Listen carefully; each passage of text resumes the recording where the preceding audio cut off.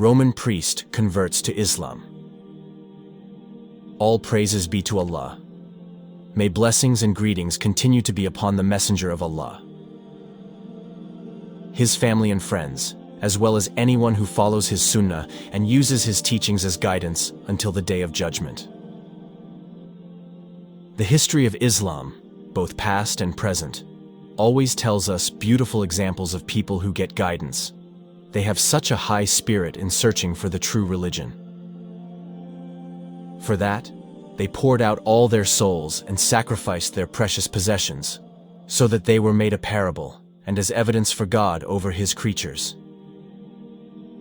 Indeed, anyone who is in a hurry to seek the truth, based on sincerity for the sake of Allah Ta'ala, surely He Azza wa Jalla will point him to the truth. And he can be awarded the greatest favor in this real world, namely the enjoyment of Islam. May God have mercy on our Shaykh Al-Albani, who often repeats the words, Alhamdulillahi ala ni'matil Islami was Sunnah. Praise be to Allah for the blessings of Islam and As-Sunnah. Among the pearls of wisdom of Salaf scholars are, Inna min ni'matillahi ala al-a'jami, والشاب إذا نسك أن يوافي صاحب سنة فيحمله عليها. Indeed, one of Allah's blessings on people and young people is that when they worship, they meet a preacher of the Sunnah, then he guides them to the Sunnah of the Prophet. أشهد أن لا إله إلا الله وأن محمدا رسول الله. I testify that there is no deity worthy of true worship except Allah, and I testify that Muhammad is his messenger. This is the sentence of monotheism, a good sentence and the key to heaven. This sentence is the first station on a long road full of thorns and thorns. The sentence taqwa is not an easy sentence for a person who wants to move his tongue to say it, as well as when he wants to express it from the deepest part of his heart.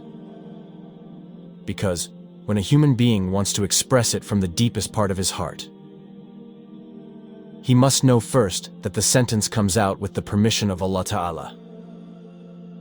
This is what happened to Ibrahim, previously named Danial. May God protect him, straighten him on the path of excellence, and close the page of his life on Islam. This is he who will tell us how he left the religion of his people, Christianity, to Islam, and how he sacrificed his father's wealth and the luxury of his life on a path, the greatest essence, in order to seek freedom of mind and soul. Ibrahim, formerly named Danial, may Allah protect him and establish him on the path of istiqomah, said, I am a man from a Roma family, a child from a rich family. As a child, I lived in luxury and prosperity. That's how I spent my childhood. Even when I was a teenager, I spent a lot of time in luxury with my friends. At that time I had a luxury car and money, so I could have everything and never lack. However, since I was little, I always felt that there was something missing in this life. And I was convinced that there was something wrong in my life, and an emptiness that I had to fill, because all the means of this life were not my goal. I became interested in religion, and I started reading the Bible, going to church, and keeping myself busy by reading Christian religious books. From the books I read, I started to get some answers to my various questions, but they were still not perfect. Previously, I woke up early every day and went to the beach. I contemplated the sea while reading books and praying.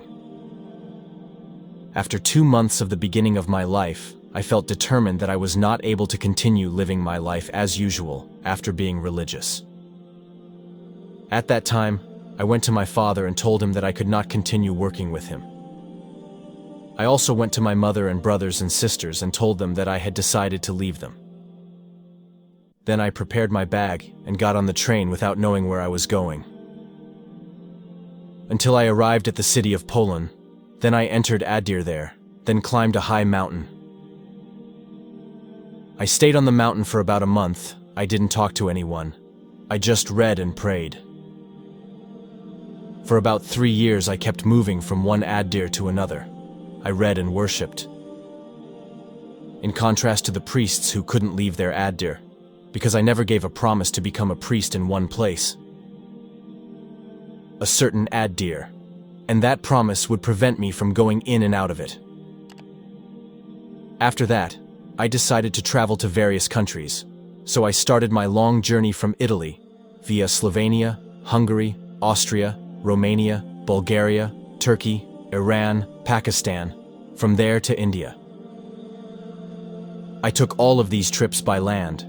I heard the sound of the call to prayer in Turkey, and I had heard it in Cairo, Egypt, on my previous trip, but this time it was so impressive that I loved it. On the way home, I met a Shiite Muslim on the border of Iran and Pakistan. He and his friend entertained me and began to explain to me about the Shiite version of Islam. Both of them mentioned the 12 Imams, and they did not explain to me the truth about Islam. Instead, they focused on Shiite teachings and Imam Ali radhiyallahu anhu, as well as their wait for a sincere Imam who would come to liberate humanity.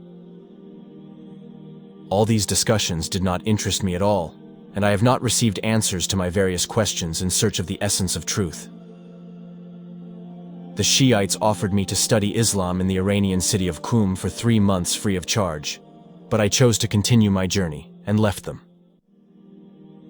Then I headed to India, and when I got off the train, the first thing I saw were people carrying jugs early in the morning jogging towards the city. So I followed them, and I saw them doing tawaf around a heifer made of gold.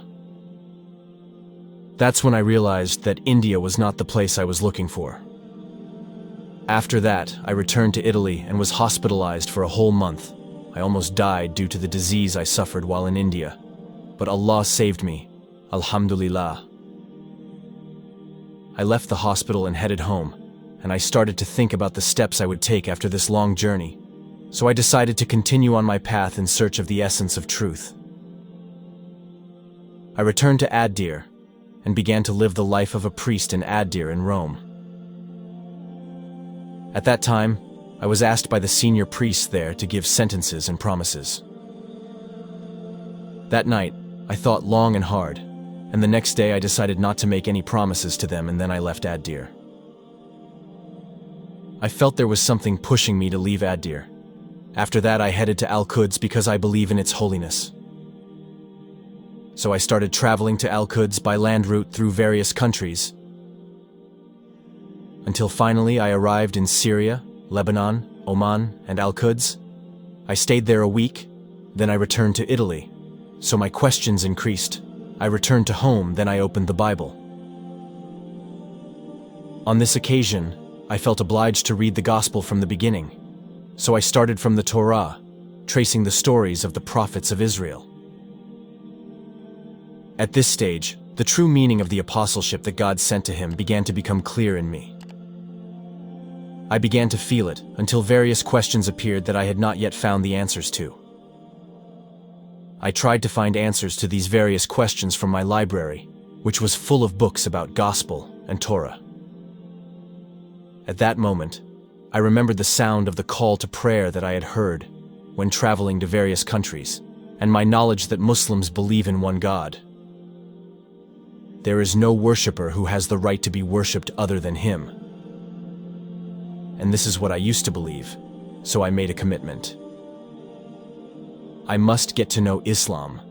Then I started collecting books about Islam, among which I had a translation of the Quran in Italian, which I had bought when traveled to different countries. After I studied these books, I concluded that Islam is not as understood by the majority of Western people, namely as a religion of murderers, robbers, and terrorists. However, what I found was that Islam is a religion of love and guidance, and is very close to the true meaning of the Torah and Gospel. Then I decided to return to Al-Quds because I was sure that Al-Quds was the place where the previous apostolate descended. But this time, I boarded a plane from Italy to Al-Quds. I descended at the place where the priests and pilgrims descended under the guidance of an Armenian tour guide in the area of the ancient country. In my bag, I didn't carry anything except a little clothing, a translation of the Quran, the Gospel, and the Torah. Then I started reading more and more. I compared the contents of the Quran with the contents of the Torah and the Gospel, so that I conclude that the content of the Quran is very close to the original teachings of Moses and Isa alayhi salam. Next, I started dialogue with the Muslims to ask them about Islam, until finally I met my noble friend Wasim Hujair. We talked about Islam. I also met a lot of friends. They explained to me about Islam. After that, Brother Wasim told me that he would hold a meeting between me and one of his fellow da'is. The meeting took place with the noble brother Amjad Salhub. Then there was a good conversation about the Islamic religion. Among the things that influenced me the most was the story of a noble friend, Salman al-Farisi radiyallahu anhu. Because in it, there are similarities with my story about the search for the essence of truth. We gathered again in another meeting with Amjad's brother and his friends, among them, Fadilatusi Sheikh Hisham al-Arif Hafizahullah. Then there was a dialogue about Islam and its majesty. Coincidentally, at that time I had some questions which were later answered by the Sheikh. After that, I continued to communicate with Brother Amjad, who patiently explained the answers to the majority of my questions.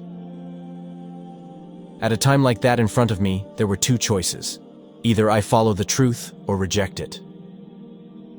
And I was completely unable to reject the truth after I believed that Islam was the right path. At that very moment, I felt that the time to say the words of monotheism and Shahada had arrived. It turned out that Amjad's brother suddenly came to me at the same time as the call to prayer for the midday prayer was being made.